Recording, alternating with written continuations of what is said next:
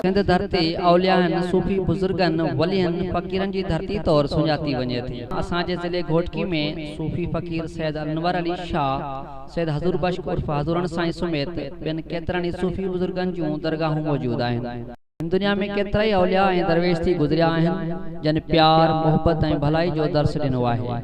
असां वटि सिंध धरती में न्याणी खे सतनि कुराननि बराबर सम्झो वेंदो आहे, पर अफ़सोस जो हिन दजाली दौर में न्याणी जो को बेक़दुर नाहे। अॻु में जेकॾहिं कंहिंजो खून थींदो हो त न्याणी जे वञण सां खून बि बख़्श कयो वेंदो हो। अॻु में सिंध जो बदनाम ज़माना धाड़ेल परू चांडियो न्याणियुनि जी इज़त कंदो हो ऐं फुर करण दौरान न्याणियुनि खे फुर न कंदो हो ऐं न्याणी मथां पंहिंजी अजरक लाहे ओढ़ींदो हुयो। अॼुकल्ह जे दौर में न्याणियुनि जो को बि क़दुर नाहे। हूअं त ज़िले घोटकी में अमुन जो पखी हमेशह लाइ उॾामी वियो आहे, पर ॾींहों ॾींहुं केतिरियूं ई वारदातूं थियनि पियूं। उन्हनि खे रोकण लाइ को बि क़दम नाहिनि खयां विया। पर उन हवाले सां ॻाल्हि कंदासूं मीरपुर माथेलो वासी मोहम्मद इब्राहिम चढ़ड़ जी घरवारी अदी सचुल चढ़ड़ जी। अदी सचुल चढ़ड़ 15 ॾींहंनि खां धाड़ियलनि वटि क़ैद आहे।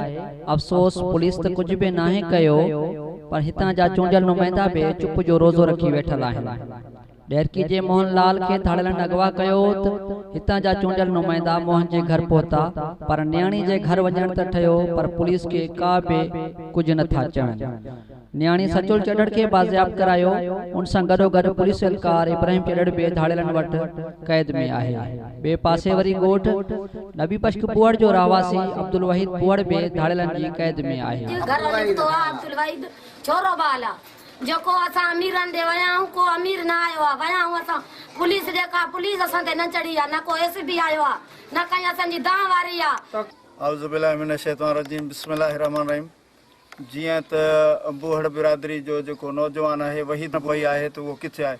मां SSP घोटकी के अपील कंदुमि ऐं जेके असांजा सियासी समाजी दोस्त बि हिते आया आहिनि आल शरीता ज़िला घोटकी जे तरफ़ों, मां SSP घोटकी के अपील कंदुमि त बराए महिरबानी इन ॻोठ नबी बख्श बुहड़ जे नौजवान वहीद बुहड़ के बाज़ियाब कराइण में पंहिंजो भरपूर किरदारु अदा कनि। ऐं उन खां अलावा DIG सखर फिदा मोस्तोई साहब, IG सिंध मुश्ताक महर साहब के भी मुंहिंजी गुज़ारिश अपील आहे त महिरबानी करे फौरी तौर ते क़दम खयां। ॿिया केतिरा ई माण्हू धाड़ियलनि जे चंबे में आहिनि। संदसि जी बाज़ियाबी लाइ के बि जोगा क़दम नाहिनि खयां विया ऐं उन्हनि जे घरनि में पाक किताब लोॾियो पियो वञे ऐं संदसि जा वारिस हंजूं हारे रहिया आहिनि।